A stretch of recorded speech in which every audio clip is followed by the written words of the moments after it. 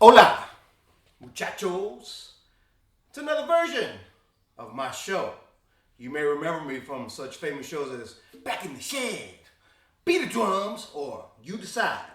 Today's a different version. It's another version of You Decide, but it's going to come with an extra special twist I'm going to lay on y'all at the end. So if you can stay through this video, there may be something at the end of the video you want to see or hear. Let's start out by introducing my new babies. These are my junior Tirados. I bought these about a little bit over 4 years ago. Found them online at a flea market. See, down here in Houston, Texas, where I've been living since 1992, there's not a really large conga community. There's more and more today. Of course, we've become a much more diversified state, state of Texas and Houston in particular, but it doesn't really have that Caribbean connection or the West Coast connection where I grew up. Like on the West Coast, you had Cubans moving out there. You had lots of people out there for the music scene.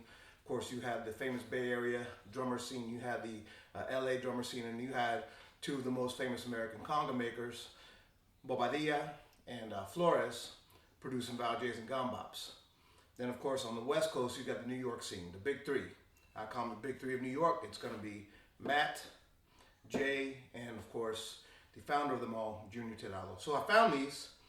I talked to a couple different people about restoration. There's only two people that I really would have wanted to restore these beauties. Number one was Matt, of course, but we all know Matt is a very busy man. And I talked to Peter about it for a while, and Peter was interested. I think what caused me to go with Matt initially was that, of course, he's worked on juniors before. He is part of the New York City legacy. And this drum right here that I have had initially been repaired by Jay at some time because it had skin-on-skin hardware on it. So I said, well, made by Junior, fixed by Jay, fixed by Matt. I mean, that's it. That's the triumvirate. That's the big three of the conga world in New York City. And arguably, some people believe the best three conga makers ever in U.S. history. And that may be true. May or may not be true. There's some great drums out there and some people doing stuff right now that is phenomenal. Anyways, getting back to Junior. So we know the history of Junior, learned from Raul Travieso, and made his first bongos of mahogany wood back and forth between Puerto Rico for a while. But a real typical New Yorican, Brooklyn, Bronx, all that history of Latin music in New York City that's so rich and so vibrant. But anyways, this drum I have here is probably one of his older drums. Nobody knows for sure the date, and nobody knows for sure when he made his first drums. I know that Doc Arroyo has a barrel staved drum that Junior made that's ancient and really cool looking. But I think that this is the drum that has written on the inside 1962. I cannot guarantee that this drum is from 1962. Who knows? What I do know is that both these drums were painfully restored by Matt over a period of 4 years, or waiting for 4 years. But they were taken apart stave by stave. They were put back together, all the glue cleaned out, re-glued. And when it came time for the rest of it, he said, Castagnoli goes, look, man, this hardware is pretty much toast on both these drums. What do you want? I said, man, just you do what you do. I will put them in your hands. I will trust you to do the best job you can, the most top-notch job you can. This drum was the more beat-up drum. Obviously, it had already been repaired at one time. It had different hardware put on. It has some dowels in there. Somebody put some mounts on it, so he doweled those up. It had SOS hardware here. But what he did was he fabricated and made original hardware just like Junior's. Probably better made because, it's modern, it's matte. Juniors were famous for these buckling, and you just see them pulled up and they bend up. I don't think Matts will do that. I've never seen a matte drum buckle. He also put on new stainless steel bands, brand new skin, and then, of course, refinished it. So you can see the beauty of this drum, the beauty of the mahogany wood. I'm trying to get it here in natural light so you can really enjoy the flavor of it.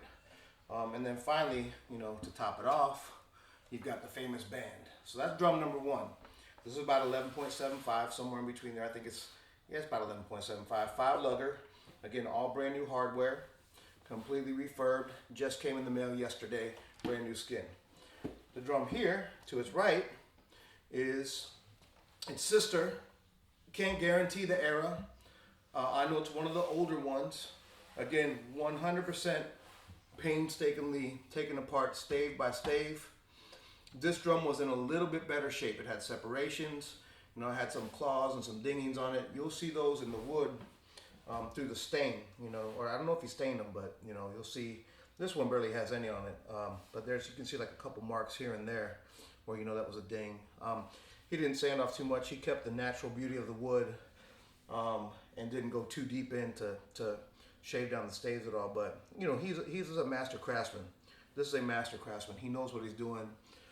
He's worked on these drums before. Now his statement to me was, these are the oldest set of juniors that I've ever restored. I know that Dario had a set restored from the 70s, so these are pretty old, and he should know, he knows his drums. This drum here, the wood, is some of the most beautiful wood I've seen on a drum. I've seen pictures of them, but hadn't had one in my hand before that just has that beautiful mahogany figuring. You know, like I said, it looks like some British cigar shops, rich people stuff, you know, like rich people rooms where they go smoke their cigars and stuff. But same thing, painstakingly taken apart stave by stave, re-glued, brand new hardware produced, and then of course the brand new skin. Matte-like thin skins, they're fairly thin. Not my favorite thickness. I would probably want a little bit thicker, not too much, but they really sound great on here.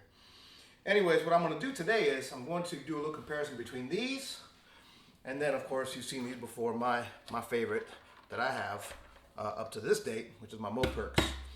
The reason why I think that this will be a great opportunity to compare drums is that, of course, not too many people were solely Honduran mahogany. I know that Junior made some other drums. He made some ash drums, from what I understand, but some people argue whether or not he actually made those shells, or some of JCR's drums were made by Junior. Who knows? What we do know is that the majority of Junior's drums were made out of Honduran mahogany, 60s and 70s. So again, it was already becoming somewhat of a endangered species. When Michel Houlet first started Moperk, I guess up in the early 90s up in Canada, when he really started manufacturing them, I know his early drums were steam bent, but then he started doing the same production style as Junior, which was carving the staves out of mahogany. And mahogany, as we know, is one of the most stable woods. It's a beautiful wood. It has a workability, but it's also challenging to work with in terms of the fact that it doesn't bend very well, which is probably why it's so stable, probably why it maintains its shape.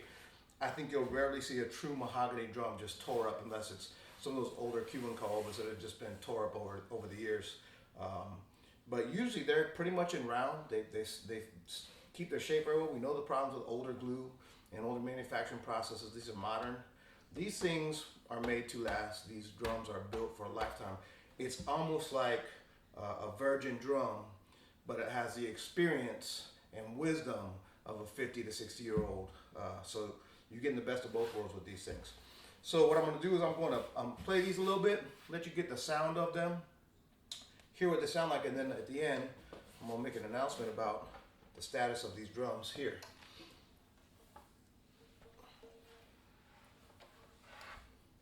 Let me get the speaker attenuator, it'll start.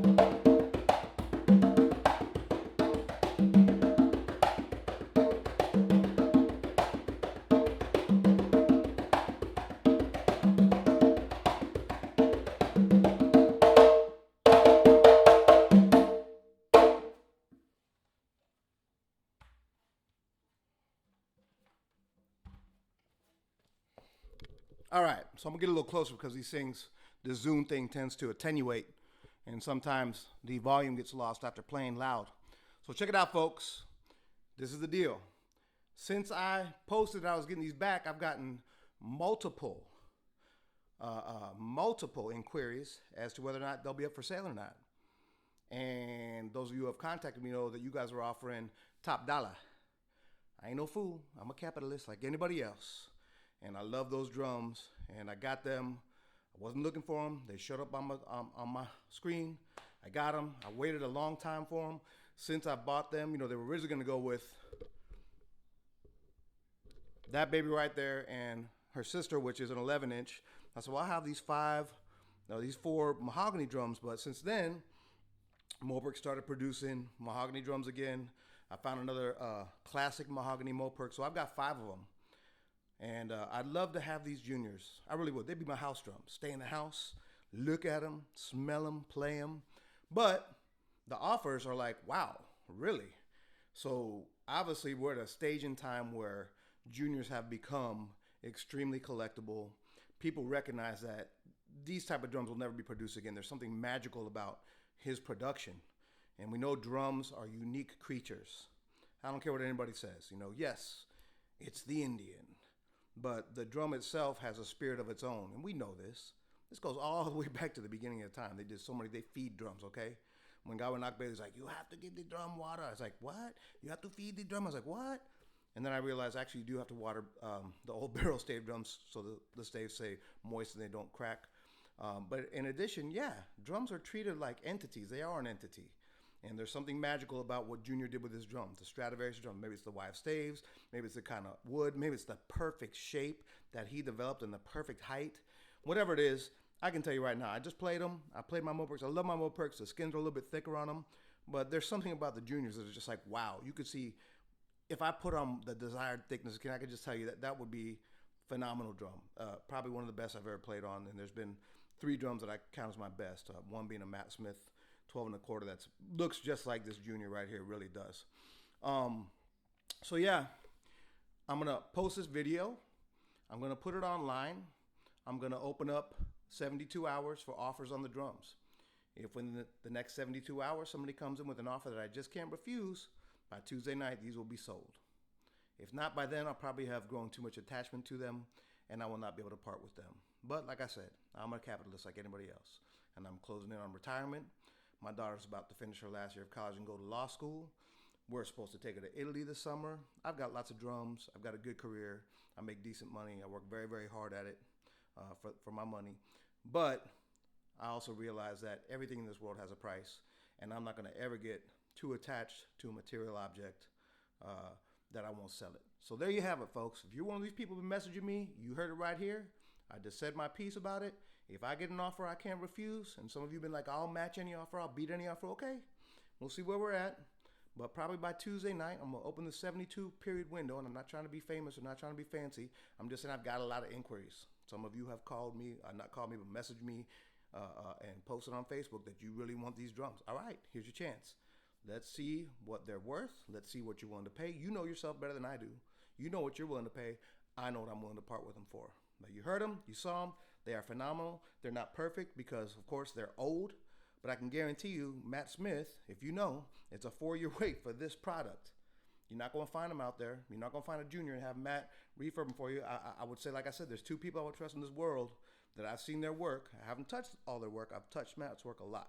He's done 3 sets of drums for me and a pair of bongos, and every time it's just like, wow. And my Sonoks are gone. I don't miss them. My Raul Galvans are gone. My Galvans are gone. Angel's got them up there. Plusnik has my Sonoks. I don't miss them because I got other stuff that I really like and enjoy. And there's always another drum out there that's, a thing of beauty as well to share and enjoy. So there you have it, folks. 72 hours. Once this posts, let the bidding friends begin. If I've overstepped my boundaries and you guys choose I'm not going to buy from Casino because whatever, then guess what? I'm good. I'll keep these. They'll go right there. Cha-ching. And, of course, I'll be able to look at them every day and play them as I choose. They're not going in the garage. Hasta la vista!